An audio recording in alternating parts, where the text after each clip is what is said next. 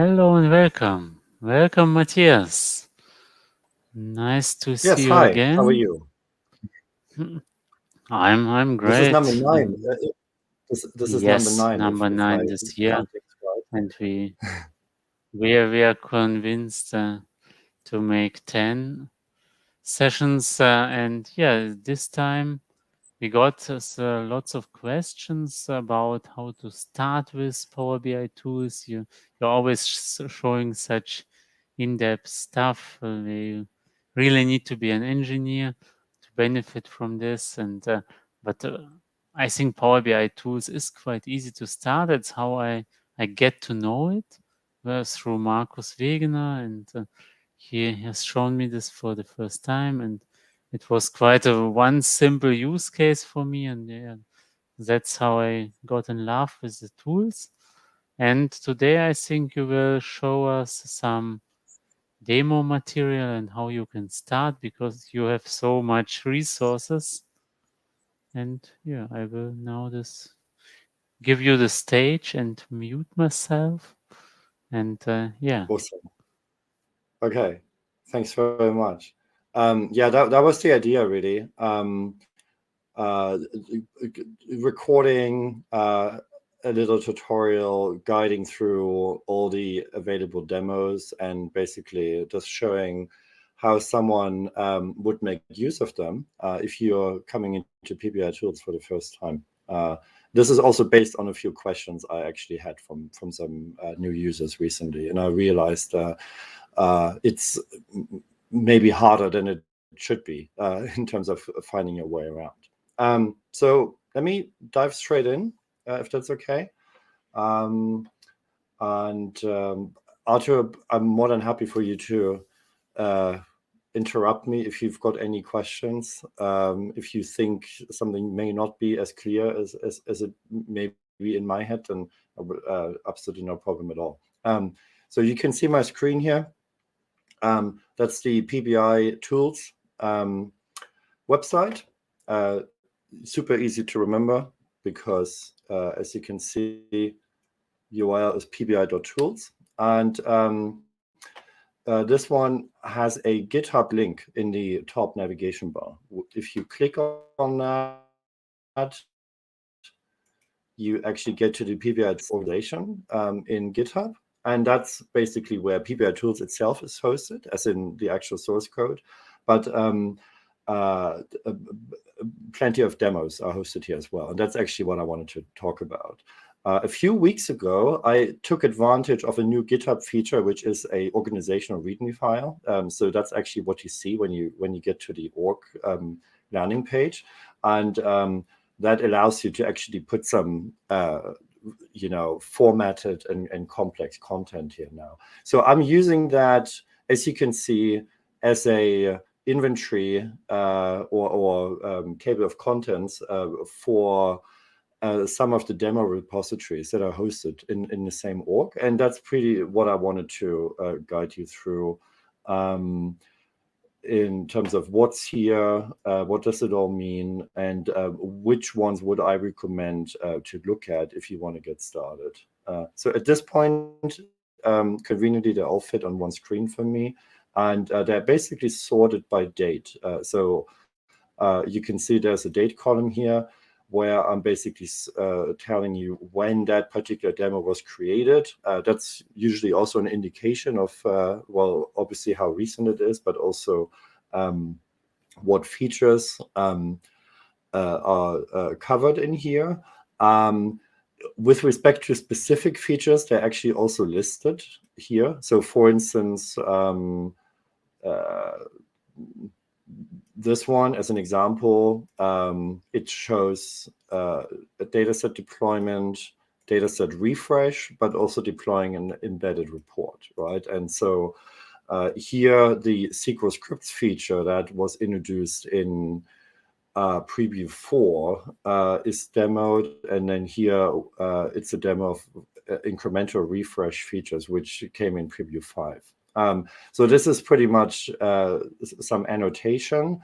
Over here, that's a brand new column, which I just added over the last hour. It shows, from a deployment point of view, what type of deployment is actually used or shown in those demos.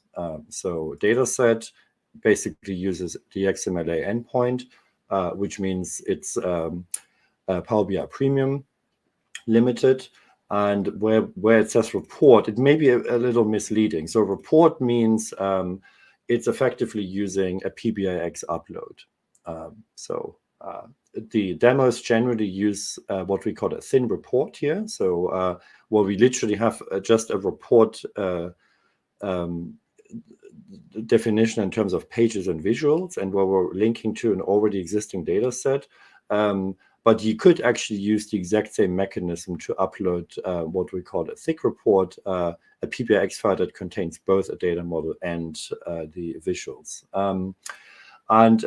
Where I've put brackets around this, it is a demo that happens to contain certain artifacts, but doesn't actually have a deployment script set up. So here, that's a perfect example. This is basically a repository for the Contoso sales model data set, just to have it available here, because we're using that in other places. But it doesn't actually show any deployment. Right. So if you wanted to get started looking at report deployments, let's start with that. So you can see there are quite a few examples showing at the bottom here, basically a lot of them from March, which is actually when I did a lot of user group presentations earlier this year. This one goes back all the way to November. So that was basically one of the very first public demos. So all these early demos focus on reports. For the purpose of this, I would basically stick to that one here from the 24th of March. It's called Report DevOps Demo. And this particular link basically gets you straight into the repository. We can see by virtue of actually having a PBIX proj.json file in the root of that repo, so that's a standard pbi-tools file, we actually have a deployment manifest in here, right? So this is a JSON file where the deployments property defines deployment manifests. In this particular case, deployments for a report. So if I wanted to pull this, take this down to my local machine and then actually run the deployment myself, let's see what I have to go through here. So I'm already in a repo. Over here, I can go to the clone code dropdown, and there are various ways of cloning things from GitHub. For instance, you can actually use GitHub Desktop. I'm a command line guy. I'm just gonna actually copy the URL here, and then I'm gonna go to my local machine. I set up a new folder. I'm just going to say git clone, and I'm going to paste this URL. My machine is a bit lagging today. So here we go. So this is now cloning that repo to my machine. By convention, it creates a subfolder named the same as the repo itself. So it basically creates a subfolder called report-devops-demo now. And here we go. Now we're good. If I run the dir command, we can see we've got that folder now. If I cd into it and then run code dot, it actually launches Visual Studio Code in that particular folder. Now, I already mentioned, yes, I trust myself. I already mentioned that most of these demos actually contain thin easily because they have a connections.json file in here. So basically, looking at this repo, there are two subfolders, report and report2. Each of them effectively contain the contents of a pbi-x file. And so we can see by virtue of having connections.json here that this actually is a thin report with a already existing data set.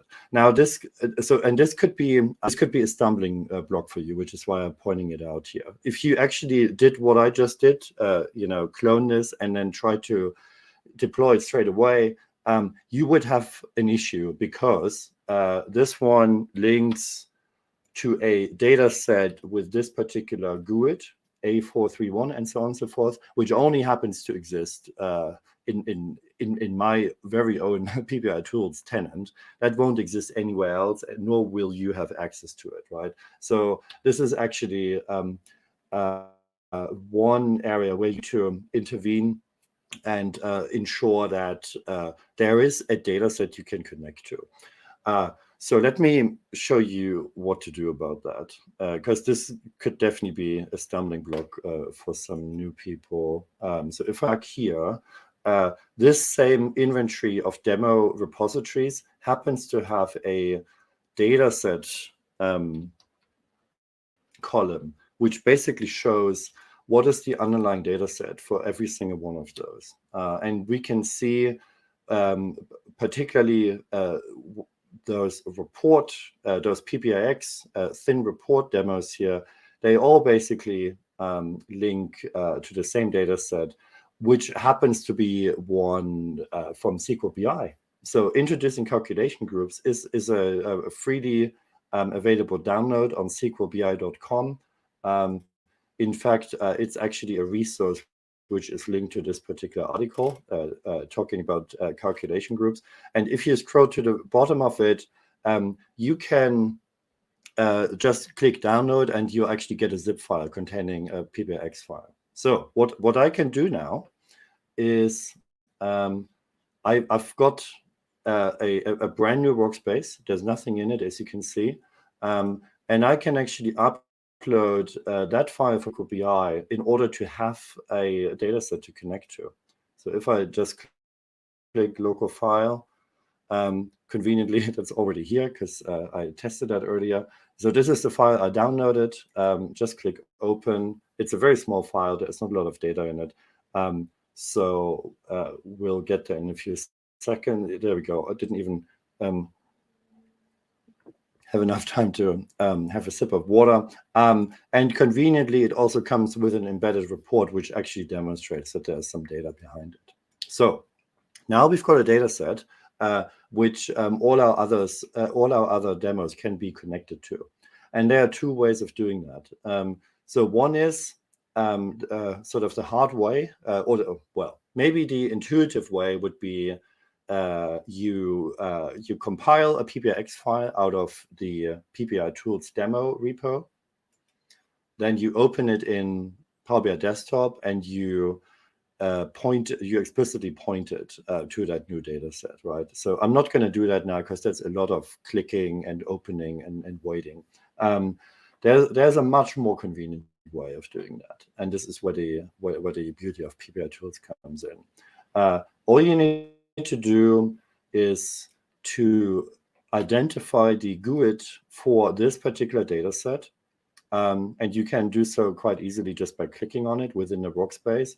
And then if you look at your URL and find the GUID that's listed right after the datasets part of the URL, that's the one you want. So I'm copying that now, and I'm going back to the connect file we saw earlier. And as you can see in here, there are actually two places where a GUID is referenced. And it's very simple. You just go in and basically replace both of them with the GUID you've just grabbed. There we go. Copy paste. And then the other thing you need to do, where it says Power BI Service Model ID and it has a random number, you just put a 0 in there and you save. And that's basically pointed or repointed your thin report to a different data set. So now I can go ahead with pbi-tools deployment for this particular report, and it should all work, assuming I'm doing a couple more things. One is I need to specify where to deploy it to, right? And I need to specify the correct credentials. Again, the file you've downloaded from my demo will have settings that work for me, and for the pbi-tools tenant, they will not work for you, at least not out of the box. So one is, as I mentioned, we've got authentication settings. pbi-tools always requires a service principal because that really is best practice for automation. So we need to make sure that the tenant ID, client ID, and client secret work. And we also need to make sure that down here, where we've got our target environments, we actually reference workspaces that actually exist and that that particular principal has access to. So easy to do. Let me just find some stuff here. So I created a brand new principal earlier as well. And which means I actually have the client ID. Because I am deploying into the pbi-tools tenant, technically I don't have to change this. But I also wanted to point out you can specify your tenant ID in one of two ways. You can either put the UI in, right, as I have done, or you can put your GUID. Each Microsoft tenant has a GUID, and so if you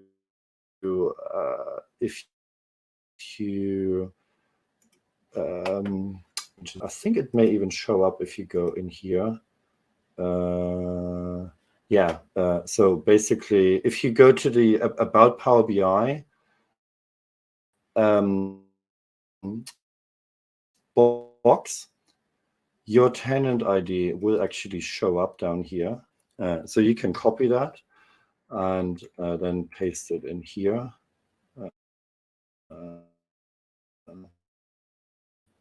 There we go.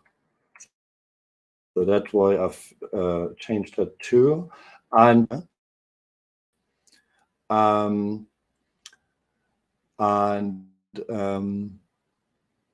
still audible? Can you still see me? Because yes, it was lagging for a few seconds in another screen. All right. Yeah, that's what I thought. I wasn't actually sure if it was my connection or yours, so I said nothing. Yeah, I'm really sorry. I must have some sort of really bad Windows update on my laptop. I've had really bad problems with basically my laptop completely maxing out CPU. I've restarted it several times already, so I'm sorry if that sort of disrupts the stream a little bit. I haven't been able to fix it. I'm really hoping that it's some Windows 11 update which will be fixed very soon. Okay. All right. So just coming back to client secret, theoretically you could paste the secret in here. What I generally do and what is definitely recommended is to put that one into an environment variable and only reference the environment variable name as we've got here. And then the only other thing to do is to reference our workspace. So the one I created earlier is tool talk 9. and I can just go in here, tool talk 9, and I'm just going to change development for the time being. And the only other thing is right now I've got a wildcard here, right? Which basically means if I run a deployment, it will not just deploy report, it will also deploy report 2. So I have to make sure that the changes to the connection file are actually applied here as well. Cool. Let's see if that works. It's a live demo, so we shall see. So I'm opening a terminal. Shortcut for that is Control single quote, whatever the character is called. I've already downloaded pbi-tools, and it's on my path, which means I can just type pbi-tools like this, and it runs. And there we go. And so in order to trigger this deployment, I say pbi-tools deploy. I then reference the local folder by putting a dot here, and I then reference the name of my deployment manifest, which is basically this name. So it's the property nested inside the deployments object. So that is reports. If I then don't specify an environment, it will use the development environment by default. And the one thing I definitely want to do before running this live would be to do a what if. What if basically tests my setting, particularly it tests my credentials, making sure I haven't misconfigured anything, and it otherwise won't do anything. So what if is a safe test mode. So let's run this, and it may or may not give me some errors now. Doing what if is always, oh, there we go. So let's see what we got here. So basically the output from what if, first of all, tells me, let me make this a little bigger. First of all, it tells me where it's located, the deployment manifest. It then tells me that it's using the reports profile with the development environment. So let me just, here, that's reports, that's development. It then also specifies the source. In this particular case, it's looking for pbi-proj folders with a wildcard. And it's confirming that there were actually 2 folders which match our wildcard. And then the most important thing happens. So this is definitely something we want to ensure. It aims to acquire an access token using the credentials. So this is very useful, making sure that you haven't misconfigured your credentials. As you can see, this one worked. Sorry. And then we're basically getting some debug output for every one of the 2 identified sources. Okay, so now that that's all worked, I'm just going to clear my terminal, and I can rerun this without the what if. Sorry, I still have a slightly a slight cold lingering from last week, and now it should run through the deployment for those 3 reports end to end, which basically means it's grabbing the sources, it recompiles those into a PBX file. It then uploads those PBX files to my workspace. And as you can see, I'm sorry. As you can see, this didn't take very long at all. If I now go back into my workspace, we shall see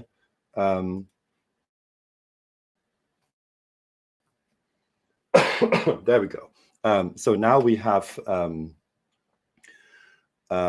more reports. In fact, we also have 2 dashboards here. You know, whenever you upload a PBIX file manually, it creates a dashboard for you. Super annoying, but I'm just going to remove that,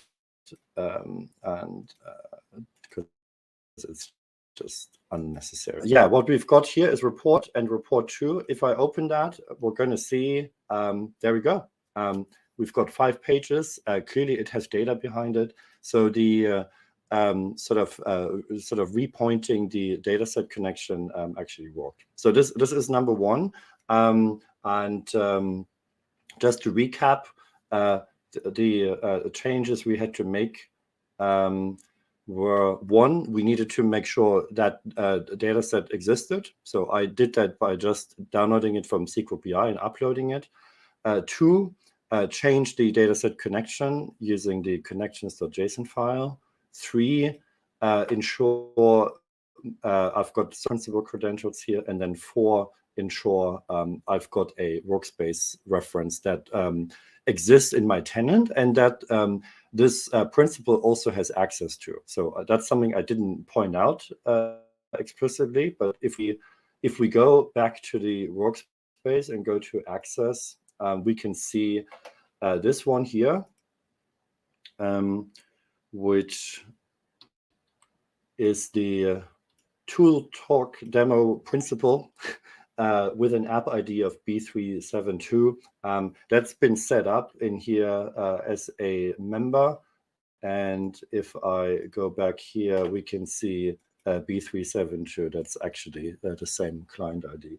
And so, yes, with all those changes, we are good to go. And you can then basically evolve either the deployment manifest or the report definitions yourself. So that's that. In terms of report, if we go back to where we started from, we obviously have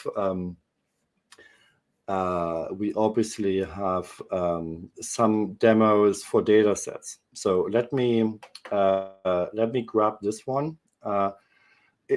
Dataset DevOps demo is basically using the exact same dataset we just looked at, introducing calculation groups from SQL BI. However, I made some changes to it to actually convert it into source control, right? So if we look at this, this is a pbi-tools repository. We've got Contoso sales in here, and we can see the entire data set is actually broken out into pbi-tools, into a pbi-tools folder structure. In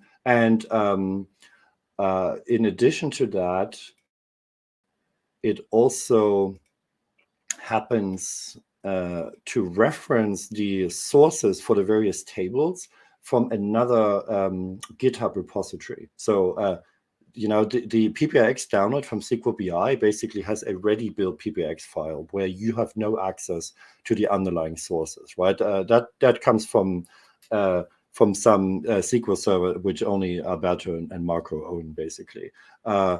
And you would never be able to do a refresh or to actually change any of the definitions. So what I've done here is I've extracted the data, I've made them available in a public space, and then we've got a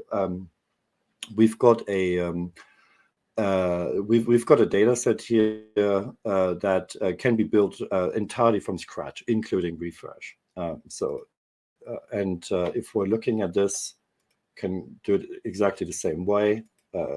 Copy the URL, go back here,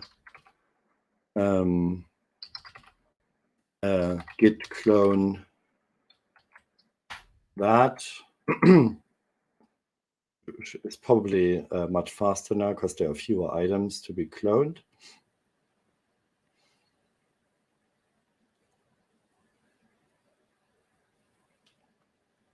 Maybe not.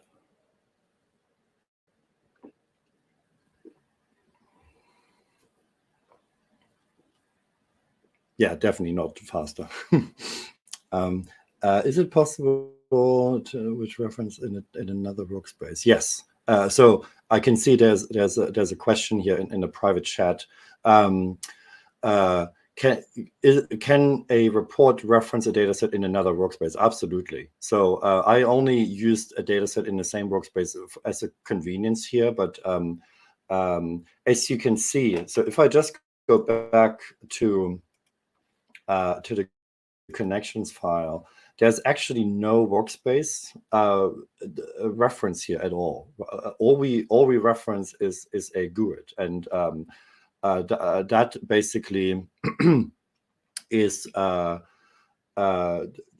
global reference across your entire tenant. In fact, if you ever find a connection string like that, where you have a data set GUID and you want to find out where does that data set sit, it's very straightforward now because of the data hub.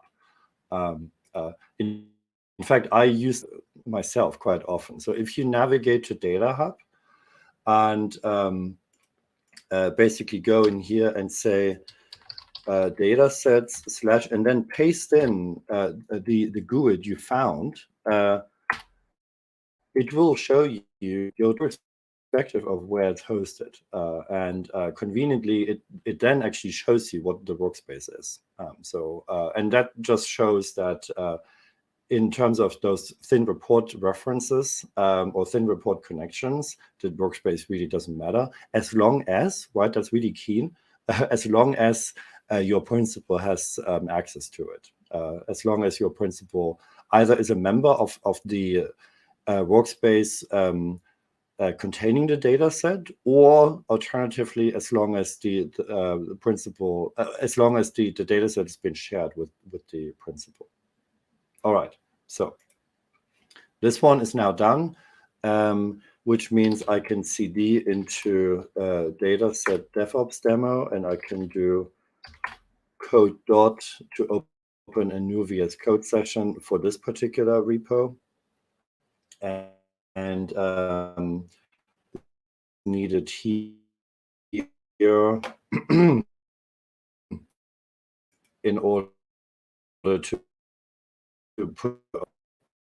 So we've got there's a lot more going on in this deployment manuscript, which is why I've just collapsed a few items. So we can see one big difference is this is data set rather than report, which basically means we're using the XMLA endpoint.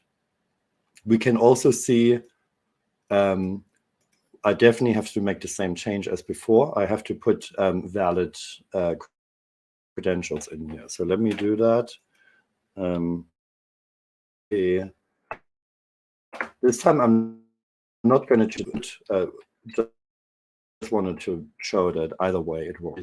Domain name or you use your GUID. So I've got my client ID here. The secret is still available as a local environment variable. And I obviously need to make sure that I'm referencing a workspace that exists. So that's the one we want to go for. There we go. And here you can also see the target environment specifies display name. And basically what will, so this is an expression. So PPI export folder is basically the folder name we're deploying from. So in this case, it would be Contoso sales. And you can see what happens is that it basically takes this name dynamically and it then appends a suffix to it. So we can leave that. That's fine. It's if I do a development deployment, it will basically create Contoso sales dev for me, which is okay. And if we look here, we've got two different data set options. replace parameters and deploy embedded report. So we can see this is a thick report. It contains a model, but it actually also contains various 6 report pages. So with deploy embedded report true, it means that not just am I going to get my XMLA dataset deployed, but I'm also going to get the report.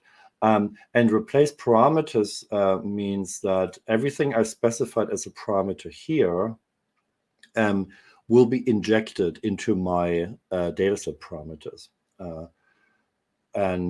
So yeah, that's generally what you'd want. And then we've got refresh settings here, and they are enabled. And we're also saying when a new dataset is created, so the very first time a dataset is created, the refresh is not going to be triggered. And I'm going to show you why that is in a second.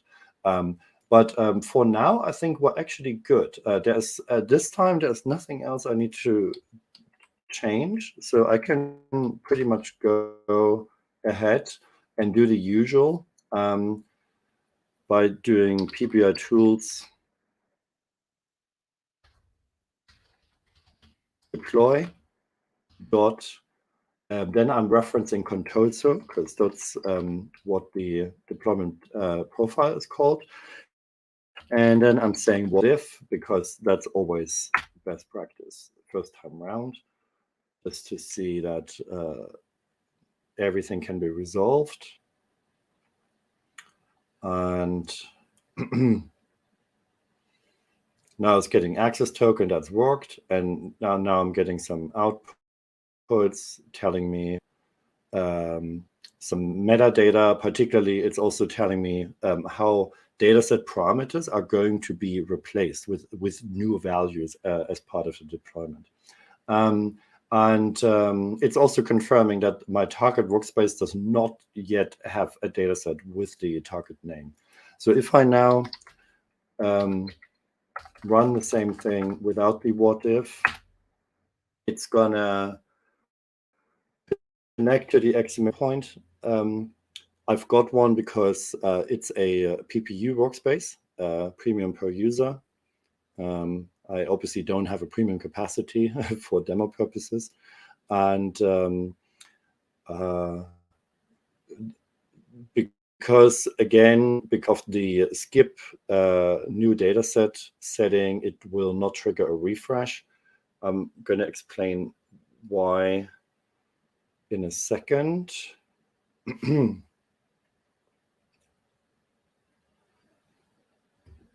Here we go. Getting a bunch of outputs.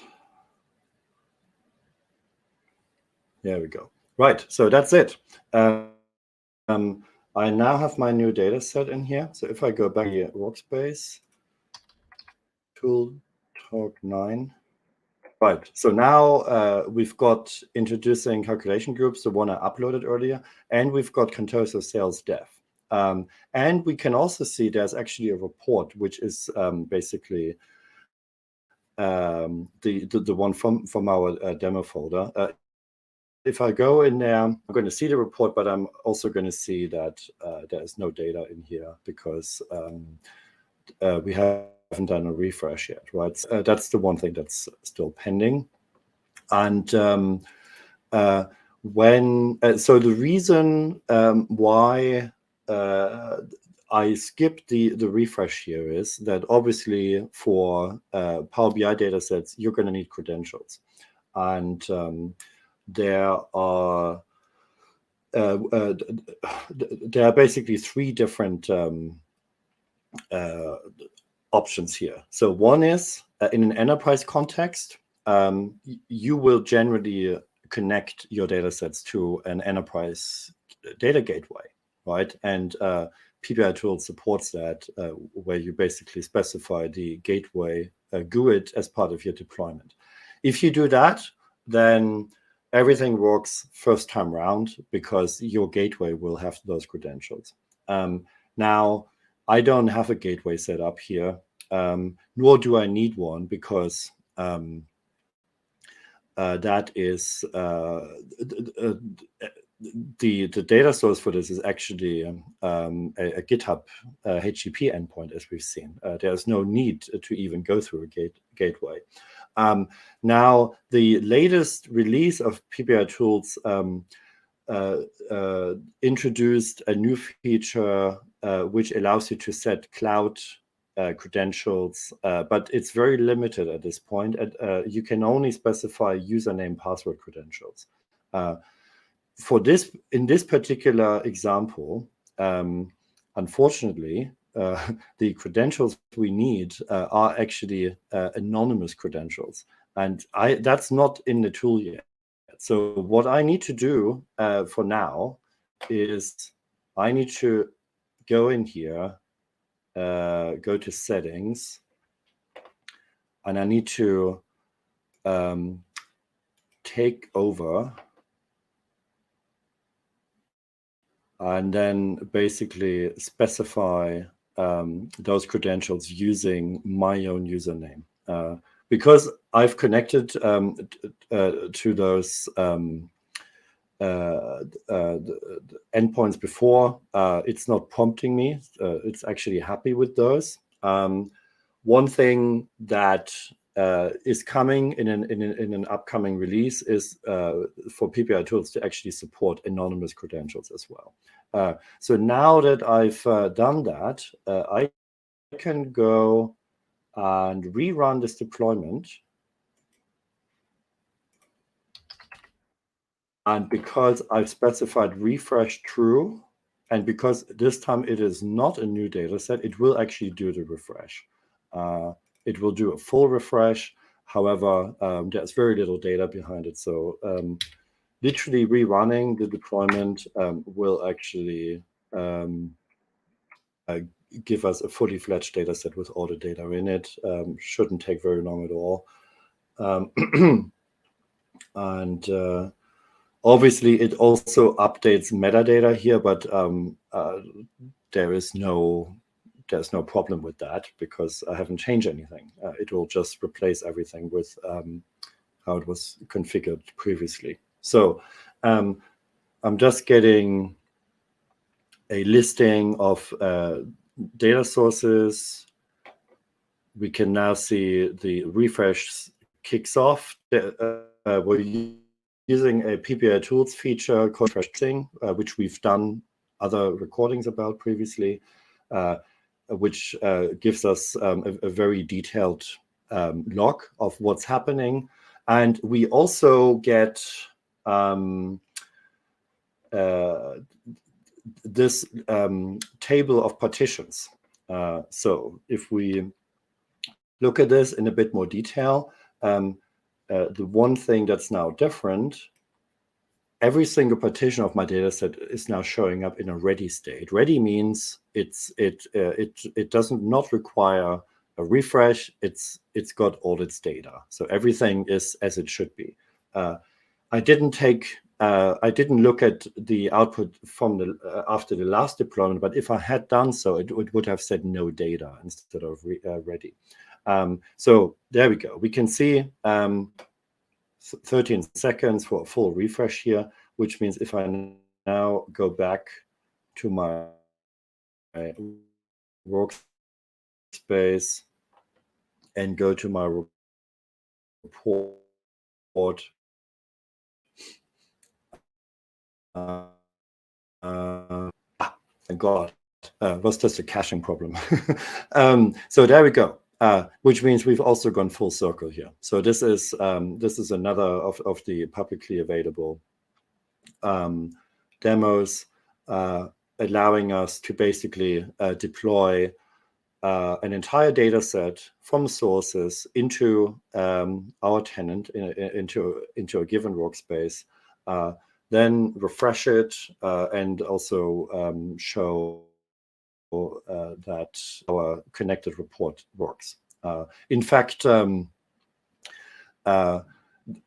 this report that was deployed as part of the dataset deployment is quite different from the report you get if if you upload a PBX file. This report is explicitly uploaded as a thin report, which means if you go to File and Download, you will actually get, there we go. You will actually get a thin report as a result of that download, which means it's a very quick download because it's really just metadata. There is no risk that any of your model data is going to be embedded here. That was always a risk previously in the old days. Yeah, so just going back here, so we've just looking at this, we've basically checked out this one, looking at a thin report. In fact, sort of two different copies of the same thin report. We've just looked at this one, which is a GitHub hosted version of the SQL BI introducing calculation groups Contoso dataset. We've made some minor modifications to a deployment script to sort of make it, applicable to a different tenant, and we've gone full circle in actually getting the sources from GitHub, and then ultimately pushing the artifacts into our own Power BI tenant. The other two examples showing up here, unfortunately, those two have private data sources. I mean, I'll have a think to what degree I can share them, but I just wanted to point that out. So those are the most recent demos. They actually show advanced features, but because of that, they actually rely on data sources that you can't easily sort of reproduce. So for instance, this one explicitly shows the SQL scripts deployment feature, which basically means we need to have a SQL database as our data source here. And so up here, because we're using incremental refresh, this is actually based on a Synapse Analytics workspace, again, where I can't easily share the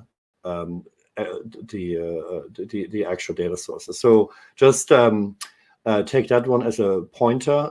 It still means that the repos themselves, and particularly the manifests in there, are still useful in order to see how to configure certain features, hopefully. And everything else listed here is basically, a version of what we've just seen. But as long as you don't refresh, then the others would also work, right? Or would... Yes, yeah. I mean, you could actually you could absolutely deploy those data sets, but you would have an issue if you wanted to do a refresh, because you'd have to basically provide, the exact sort of type of data source. So okay, but yeah, as you said, for the configurations, it's quite nice. And yeah, it was for me. You asked me to interrupt you if I don't understand something. So I understood it quite well. At one point with the credentials, I just want to sum it up if I was understanding it right. So you always have to put in the credentials manually so far. So then there is no way to pass them through by some kind. So this is something you have to do in the service. No. So yeah, thanks for asking, because that really is just a temporary limitation of pbi-tools, right? So my aim ultimately is to avoid any kind of manual intervention, right? And so the very latest demo, this one here, the one you can't easily replicate, already shows how to actually set basic cloud credentials. So if we go in here, and there's an entire new section available called credentials. And that one basically has a match. So you specify the data source you want to set credentials for.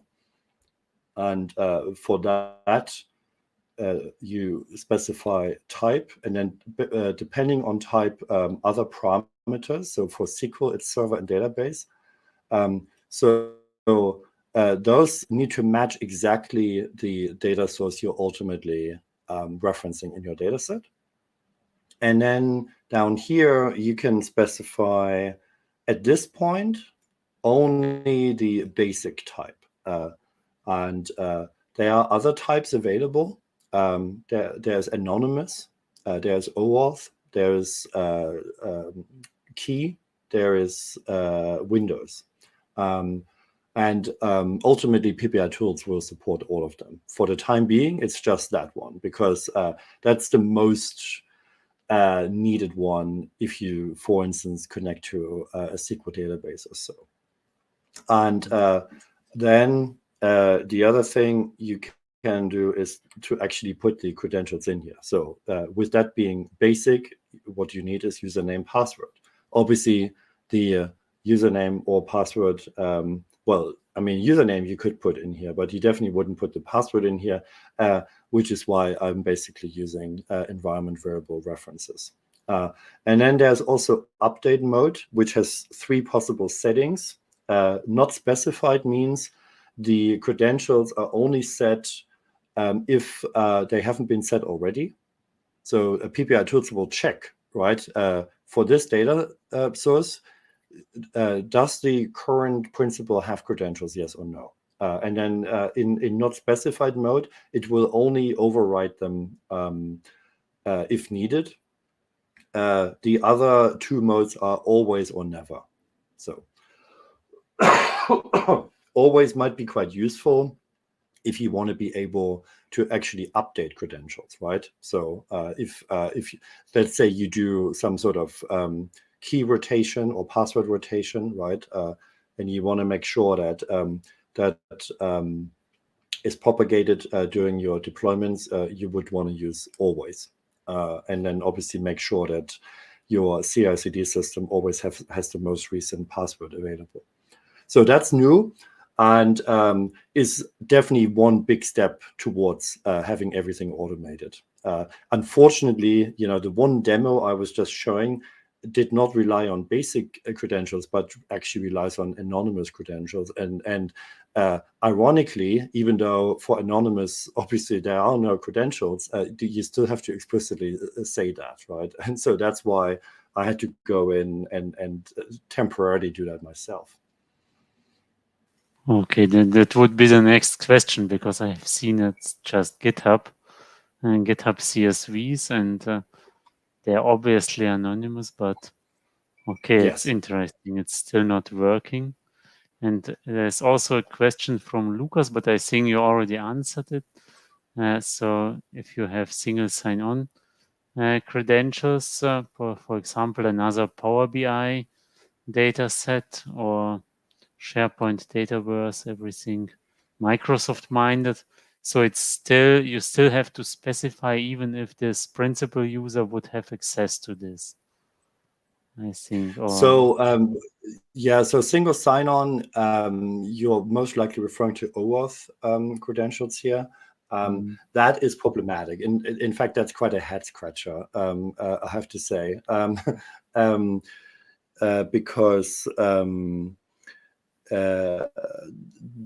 they, by definition, OAuth credential flows require interaction, right? And that means, well, what I do in practice with OAuth, you know, in my workplace, we always go through our enterprise gateway, because that means that we can automate everything, because we only have to set up the OAuth credentials once as an admin on the gateway. They then stay at the gateway level, and they are being kept up to date, as in the Power BI will generate refresh tokens if and when necessary.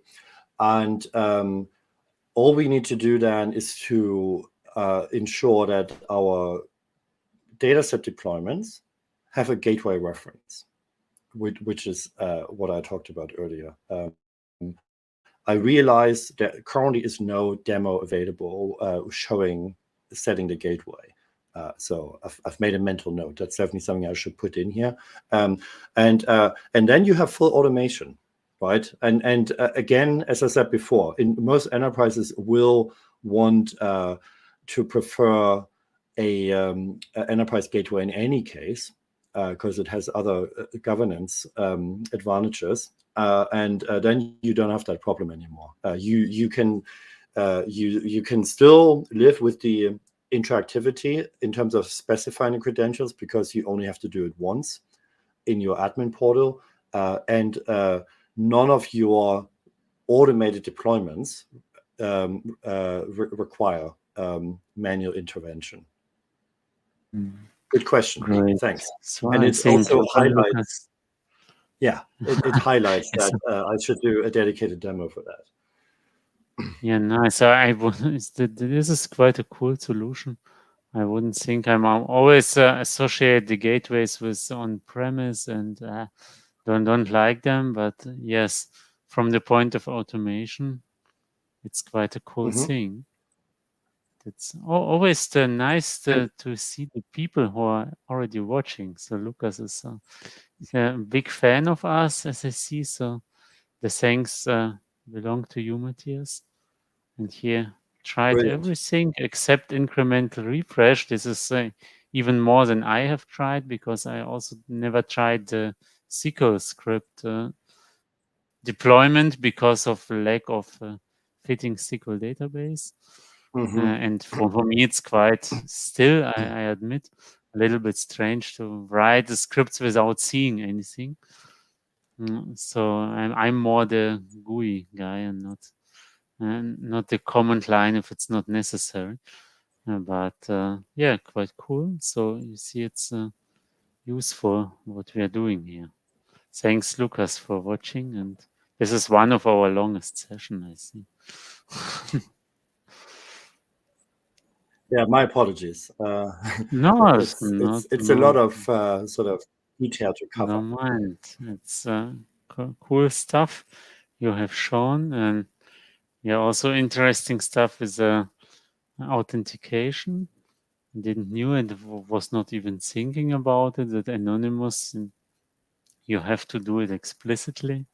But yeah, it's the same even if you do it manually in Power BI Desktop. Yes, there is this annoying message like you have to specify, because sometimes I pass credentials through the M code, and yes, it's still not working without if you're clicking explicitly.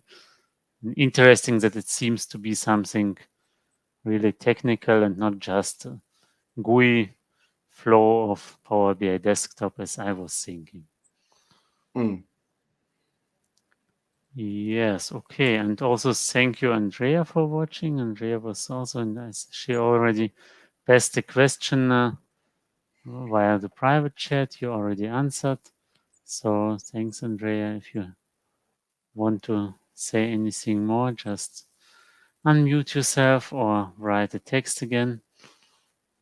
Very nice to see the people around. So I think any questions are welcome, as we know. You find our way to us. Okay, then, Matthias, what are the next big steps besides implementing Anonymous and implementing a demo for the gateways? Well, I haven't been pushing a lot of changes recently, and I wanted to assure everyone that that doesn't mean that pbi-tools is dying. It's quite the opposite. I'm busier than I've ever been on pbi-tools, but I'm working on some big stuff which I can't talk about. So bear with me. There are some really significant things coming in the new year, but that's sort of what's keeping me busy right now, and which is why I don't have a lot of sort of public intermittent releases at the moment. Wow! Now everyone is excited even more. Okay. And if you happen to be in the US Northwest, I'm going to PASS Summit in Seattle next week. I'm presenting on collaborative model development on Friday afternoon. Obviously, with a lot of pbi-tools goodness, but lots of lessons learned and practical tips and tricks. Yeah, we'll be super excited to meet people there and to discuss and get some questions. Okay, so Power BI Tools is still on tour, and yeah, I'm quite excited to see more good stuff. So, okay, and I think no more questions left. It was quite a well-fitting session, but I think that the main things how to start are still quite easy. Okay, just replace the GUIDs and the paths with your own stuff, and yeah, have some variables ready in your environment if you don't want to hard code passwords and everything. And if you make collaborative development, I think it's some use case with Power BI tools because it's made for. Then also I think you have to take attention about the variables and you don't overwrite some credentials from other people. And this is, I think, even one further use case to use the gateways because it's much easier. Cool. Yeah. Thank you, Matthias. And if you have any last words, just say it. Well, no, thank you for hosting this. I very much hope we do a number 10 in December, right before Christmas. And there will definitely be some interesting things to look at that point. Don't have an agenda yet, but we'll sort that out in the next month.